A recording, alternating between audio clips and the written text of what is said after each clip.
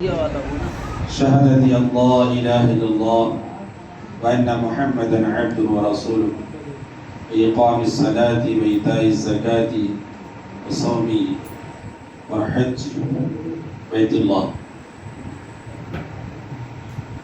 ساری تعریف اللہ رب العالمین کے لیے ہے جس نے ہم سب کو الحمدللہ رمضان المبارک کی 25ویں رات میں تراویح کی نماز، عشاء کی نماز، تراویح کی نماز باجماعت پڑھنے کی توفیق عطا فرمائی. حضرات، رمضان مبارک کی یہ 25ویں رات ہے اور یہ وہ رات ہے جس رات میں اللہ کے آخری نبی جناب محمد رسول اللہ صلی اللہ علیہ وسلم نے قدر کی رات کو تلاش کرنے کا حکم دیا ہے. 21ویں رات ہم سے جا چکی، 23ویں رات ہم سے گزر چکی جا چکی، آج کی یہ 25ویں رات ہے جو جاگنے والی اور تلاش کرنے والی رات ہے. اس رات میں ہم زیادہ سے زیادہ محنت کریں، دعاؤں کے ذریعے سے، قرآن کریم کی تلاوت کے ذریعے سے، تسبیح اور تحلیل کے ذریعے سے، تاکہ وہ رات پا جائیں. اور جب یہ رات آوے تو خاص کر ام المؤمنین حضرت عائشہ صدیقہ رضی اللہ تعالی عنہا بیان کرتی ہیں، اے اللہ کے نبی صلی اللہ علیہ وسلم، اگر وہ رات ہمیں مل جائے تو ہم کیا کریں؟ تو اللہ کے نبی صلی اللہ علیہ وسلم نے انہیں ایک بڑی پیاری دعا بتائی. آپ صلی اللہ علیہ وسلم نے فرمایا کہ تم اس وقت یہ دعا پڑھا کرو، اللہم انک عفو تحب العفو فاعف عنی. ہمیں دعا پڑھنی چاہیے، ہر شخص کو دعا پڑھنی چاہیے.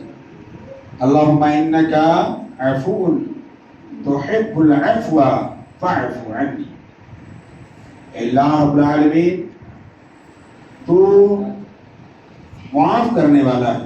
اللہم انک عفو، الہ العالمین تو معاف کرنے والا ہے اور معافی کو تو پسند کرتا. تحب العفو، معافی کو تو پسند کرتا ہے.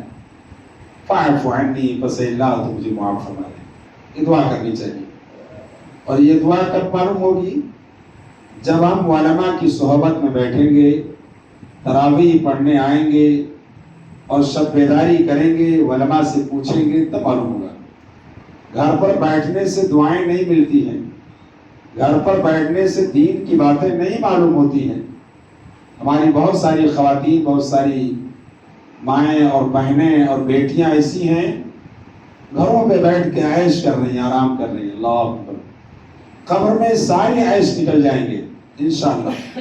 اگر ہمارا عقیدہ صحیح ہے تو اللہ کے تعلق سے، نبی صلی اللہ علیہ وسلم کے تعلق سے، جہنم کے تعلق سے، جنت کے تعلق سے ہمارا عقیدہ یہ ہے کہ اگر ہم نیکیاں لے کر نہیں جائیں گے تو ضرور ہمیں اس کی سزا ملے گی. اور اگر ہمارا عقیدہ درست نہیں ہے کہ پتہ نہیں کیا ہونے والا ہے تو کچھ بھی کرو، کوئی فرق نہیں پڑنے والا. ہمارے بہت سارے بھائی ایسے ہیں، بہت سارے خواتین بھی ایسی ہیں کہ اپنے گھروں پہ آرام کر رہی، سو رہی. ٹھیک ہے، یہ مختصر سی زندگی سونے میں گزر جائے گی. یہ مختصر سی زندگی سونے میں گزر جائے گی. نیند بڑی پیاری ہے. اس لیے شاعر نے کہا ہے کہ اپنی نیندوں کو تج دو، ختم کر دو، اور دین تمہیں کہہ رہا ہے کہ اللہ کے راستے میں آؤ، اللہ کے گھر میں آؤ، اور اپنی نیندوں کو ختم کر کے اللہ کے راستے میں آ کر کے اللہ کے گھر میں آ کے شب بیداری کرو. دین کہتا ہے جاگو، جگاؤ ذرا. کیا کہتا دین؟ نیند کہتی ہے آرام سے سونے دے. نیند کیا کہتی ہے؟ نیند کہتی ہے آرام سے سونے دے. دین کہتا ہے جاگو، جگاؤ ذرا، آؤ جاگو اللہ رب العالمین کے لیے، رب کو خوش کرنے کے لیے جاگو. یہ جو ہی 50 سال 60 سال کی زندگی گزر جائے گی، لیکن قبر ہی سے پتہ چل جائے گا وہ جو زندگی گزری تھی اس میں کتنا فرق ہے. اس لیے ضرورت ہے کہ رب کو خوش کر لو، راضی کر لو. میں نے جو آیت کریمہ تلاوت کی ہے خاص کر میں اس موضوع کی وضاحت کرنا چاہتا ہوں، بتانا چاہتا ہوں۔ اللہ رب العالمین نے سورہ توبہ میں فرمایا خذ من اموالہم صدقۃ تطہرہم وتزکیہم بہا۔ اللہ رب العالمین نے فرمایا آپ ان کے مالوں میں سے صدقہ لے لیجئے، صدقہ یعنی زکوٰۃ لیجئے۔ اس کے مالوں میں سے جو لوگ مالدار ہیں یا جن کے پاس ہے کھانے پینے کی چیزیں، آپ ان کے مالوں میں سے لے لیجئے۔ جن کو ان کے پاس نصاب پہنچ جاتا ہے، ان کے پاس ہے مال، ان سے آپ صدقہ لے لیجئے، زکوٰۃ لے لیجئے، اور ان کی ظاہری اور باطنی کو آپ پاک کر دیجئے۔ کیا کر دیجئے؟ ظاہر کو پاک کیجئے، باطن کو پاک کیجئے، تو زکیم بہا۔ پتہ چلتا ہے کہ صدقہ اور زکوٰۃ یہ ہمیں کرنے کا، دینے کا قرآن حکم دے رہا ہے، اور قرآن کے نازل کرنے والے رب العالمین کی طرف سے حکم ہے ہمیں صدقہ کرنا، زکوٰۃ دینا۔ اور اللہ رب کے نبی صلی اللہ علیہ وسلم نے اس لیے فرمایا تھا بنی الاسلام علی خمس شہادت اللہ الہ الا اللہ۔ اسلام کی سب سے پہلی بنیاد جو ہے وہ کلمہ توحید ہے۔ کیا ہے؟ لا الہ الا اللہ وان محمد عبدہ ورسولہ۔ اسلام کی سب سے پہلی بنیاد ہے۔ وإقام الصلاۃ وإیتاء الزکاۃ، نماز قائم کرنا اور زکوٰۃ دینا اسلام کا یہ تیسرا رکن ہے۔ وصوم وحج رمضان، وصوم رمضان، اور رمضان کے روزے رکھنا ہے، اور والحج بیت اللہ، اور بیت اللہ کا حج کرنا۔ تو پتہ چلتا ہے کہ اسلام کی یہ 5 پلرز ہیں، 5 ارکان ہیں، رکن ہیں، اور اگر ان 5 رکنوں میں سے کوئی ایک انکار کر دے ہم نہیں دیں گے۔ جیسے نہ کوئی دے ہم کہتے ہم نماز نہیں پڑھیں گے، کوئی کہہ دے کہ ہم زکوٰۃ نہیں دیں گے، کوئی کہتے ہم روزہ نہیں رکھیں گے، کوئی کہتے ہم حج نہیں کریں گے، تو مسلمان نہیں، کافر ہے۔ کون ہے وہ؟ کافر۔ کون ہے وہ؟ مسلمان ہے؟ نہیں، مسلمان نہیں ہو سکتا، اس لیے کہ اس نے انکار کر دیا اسلام کے ستون کا۔ اسلام کی جو بنیاد ہے، جس پر اسلام کی بنیاد ٹکی ہوئی ہے، اس کا اس نے انکار کر دیا اور کہہ دیا کہ ہم نہیں دیں گے، وہ کافر ہو گیا، مسلمان نہیں۔ وہ اپنے آپ کو مسلمان کہتا ہے، وہ اپنے آپ کو نماز پڑھتا ہے، کوئی فائدہ نہیں ہے نماز پڑھنے سے، اس لیے کہ اس نے اسلام کے ایک رکن کو ڈھا دیا، اس نے انکار کر دیا۔ اس لیے اللہ رب العالمین نے باہر اس چیز کا ذکر کیا ہے، یا ایھا الذین وانفقوا مما رزقناکم من قبل ان یأتی احدکم الموت۔ موت کے آنے سے پہلے اللہ کے راستے میں خرچ کر لو۔ کون کہہ رہا؟ رب العالمین کہہ رہا ہے۔ اور اگر اللہ رب العالمین کے کہنے پر عمل نہ کرے تو گویا کہ اللہ رب العالمین کی باتوں کو ہم نے ٹھکرا دیا۔ ٹھکرایا نہیں ٹھکرایا؟ اللہ کہہ رہا کرو، ہم کہہ رہے ہم نہیں کریں گے، تو گویا کہ ہم نے ٹھکرا دیا نا۔ اور اللہ کے نبی جناب محمد رسول اللہ صلی اللہ علیہ وسلم نے بھی اسی چیز کا ذکر کیا ہے۔ آپ صلی اللہ علیہ وسلم نے فرمایا، حضرت معاذ بن جبل رضی اللہ تعالیٰ عنہ کو یمن کی طرف بھیجا تھا نبی صلی اللہ علیہ وسلم نے، تو بھیجتے وقت سب سے پہلے حکم دیا تھا کہ وہاں جانا تو سب سے پہلے انہیں توحید کی دعوت دینا۔ کس چیز کی؟ توحید کی دعوت دینا، کہنا اشہد اللہ الہ الا اللہ واشہد ان محمدا عبدہ ورسولہ، توحید کی دعوت دینا، اور اس کے بعد نماز کی، اور اس کے بعد زکوٰۃ کی دعوت دینا، زکوٰۃ دینا، زکوٰۃ کے بارے میں کہنا اور یہ کام کرنا، زکوٰۃ کا کہنا، اور ان کے اچھے اچھے مالوں کو نہیں لینا، ورنہ لوگ کہیں گے اچھے مالوں کو لے کر کے چمپت ہو گیا۔ جیسے آج ہمارے یہاں بہت سارے مولوی مولانا ہیں، اگر پورا گھڑا دے دے تمہیں کہیں گے ہم نہیں دیتے، پورا گھڑا لے گی۔ ایسے بھی پیغمبر صلی اللہ علیہ وسلم تعلیم دی اور فرمایا معاذ بن جبل تم جا رہے ہو، دیکھو وہاں ظلم نہیں کرنا کسی پر۔ آخر میں کیا فرمایا آپ نے فرمایا وہاں کسی پر ظلم نہیں کرنا، مظلوم کی بد دعا سے بچنا۔ پیغمبر صلی اللہ علیہ وسلم نے فرمایا مظلوم کون ہوتا ہے؟ ایک ظالم ہوتا ہے، مظلوم۔ ظالم جو کسی پر ظلم کرتا ہے، مظلوم ہوتا ہے جس پر ظلم کیا جاتا ہے۔ آپ نے فرمایا ظالم مظلوم دونوں کی مدد کرو، دونوں کی مدد کرو۔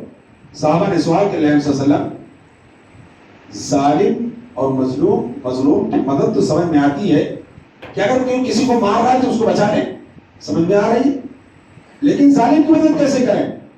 پیغمبر صلی اللہ علیہ وسلم نے فرمایا اس کو ظلم سے روکو۔ کیا کرو؟ اسے ظلم سے روکو، دونوں کی مدد کرو۔ ظلم سے روکنا بھی ایک مدد ہے۔ تو اللہ کے صلی اللہ علیہ وسلم نے حضرت معاذ بن جبل سے فرمایا تھا یمن جا رہے ہو تو اس چیز کی انہیں وصیت کرتے رہنا، نصیحت کرتے رہنا اور زکوٰۃ ان کے مالوں میں سے لینا، لیکن مظلوم کی بددعا سے بچنا، اس لیے کہ مظلوم کی بددعا اور اللہ رب العالمین کے درمیان کوئی پردہ نہیں ہوتا۔ اچھا، مظلوم کے تعلق سے جو بھی بددعا کرے، چاہے وہ غیر ہو چاہے مسلمان ہو، کوئی بھی ہو، سب کی بددعاؤں کو اللہ قبول فرما لیتا ہے، سب کی بددعاؤں کو قبول فرما لیتا ہے، کوئی مانے یا نہ مانے، اس کی زندگی میں آئے یا نہ آئے وہ پریشانی۔ لیکن کبھی کبھی ایسا ہوتا ہے کہ ان کی اولاد پر وہ مصیبت آتی ہے اور اولاد پوری تہس نہس ہو جاتی ہے، ایسا بھی ہوتا ہے۔ اسی پیغمبر صلی اللہ علیہ وسلم نے زکوٰۃ کا حکم دیا اور فرمایا کہ زکوٰۃ، اور اللہ کے صلی اللہ علیہ وسلم نے ایک موقع فرمایا تھا، آپ نے فرمایا کہ روزانہ 2 فرشتے آتے ہیں، کیا 2 فرشتے روزانہ نازل ہوتے ہیں، ایک دعا کرتا ہے، اے رب العالمین خرچ کرنے والوں کے مال میں برکت دے دے۔ کیا کہتا ہے؟ کون دعا کرتا ہے؟ فرشتہ دعا کرتا ہے، اللہ بھیجتا ہے اس کے لیے۔ فرشتوں کی دعا اللہ رد نہیں کرتا ہے، دعا کرتا ہے اللہ جو شخص خرچ کرتا ہے تیرے راہ میں دیتا ہے، اللہ رب العالمین تو اس کے مالوں میں برکت عطا فرما دے۔ اللہ رب العالمین جو تیرے راستے میں خرچ نہیں کرتا ہے، اللہ تو اس کے مال کو تباہ و برباد کر دے، ختم کر دے اس کے مال کو۔ ایک کے لیے دعا کی جاتی ہے، ایک کے لیے بد دعا کی جاتی ہے۔ بد دعا کا مستحق کون ہوتا ہے؟ جو اللہ کے راستے میں خرچ نہیں کرتا، وہی ہوتا ہے نا۔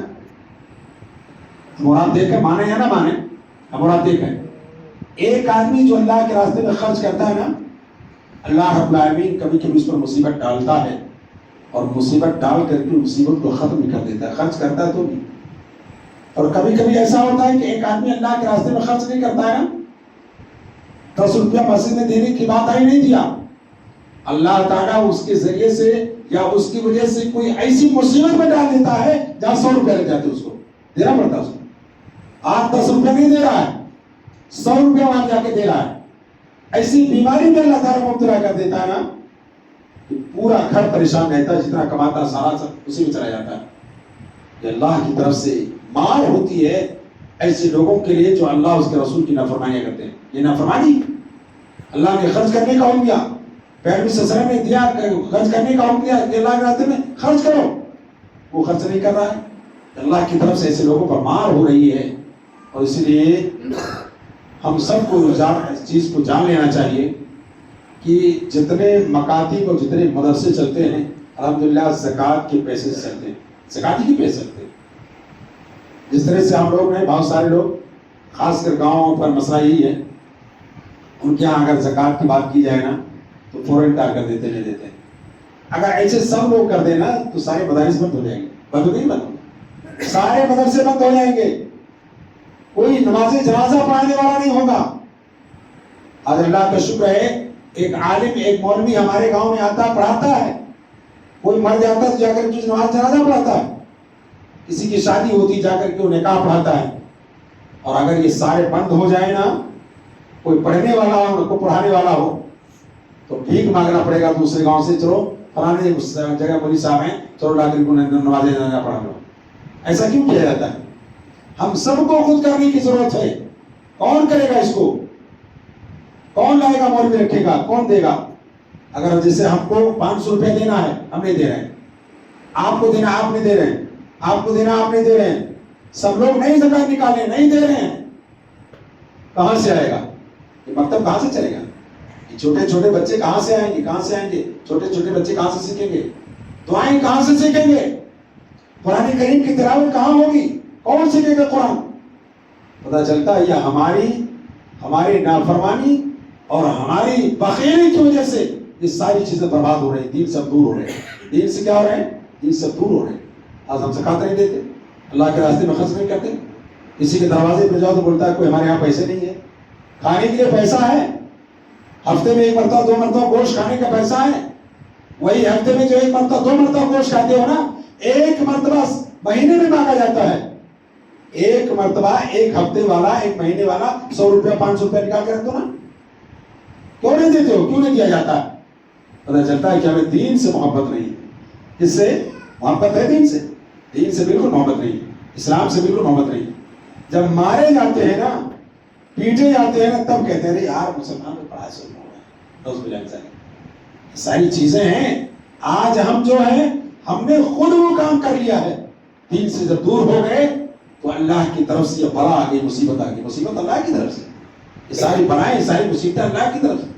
جب تک ہم اللہ سے جڑے تھے تب تک اللہ نے ہماری مدد کی ہے اور مدد کرتا ہے اور مدد کرے گا انشاءاللہ. اور جب ہم اللہ سے دور ہو جائیں گے, قرآن کریم میں اللہ رب العالمین نے فرمایا وَلَا تَكُونُوا كَالَّذِينَ نَسُوا اللَّهَ فَأَنسَاهُمْ أَنفُسَهُمْ أُولَٰئِكَ هُمُ الْفَاسِقُونَ. ارے ان لوگوں کی طرح نہ ہو جاؤ جو اللہ کو بھول گئے. جو اللہ کو بھول گئے اللہ نے ان کو بھی بھلا دیا. تو کون لوگ ہیں؟ یہی فاسق لوگ ہیں, یہی کافر لوگ ہیں, فاسق و فاجر لوگ ہیں. پتہ چلتا ہے کہ اسلام کے جو اصول ہیں, اسلام کی جو تعلیمات ہے, ہم سب کو اپنانے کی ضرورت ہے. انہیں تعلیمات میں سے زکوٰۃ بھی ہے. آج ہم سب کو پتہ ہی نہیں زکوٰۃ کتنا دینا. ہمارے یہاں اصول لگا دیا گیا, اصول بھی نہیں, بیگھا پیچھے ہمارے بزرگوں نے لگا دیا تاکہ مدرسہ چلے. ہمارے بہت سارے بھائی نہیں دے رہے, نہیں دیتے ہی نہیں.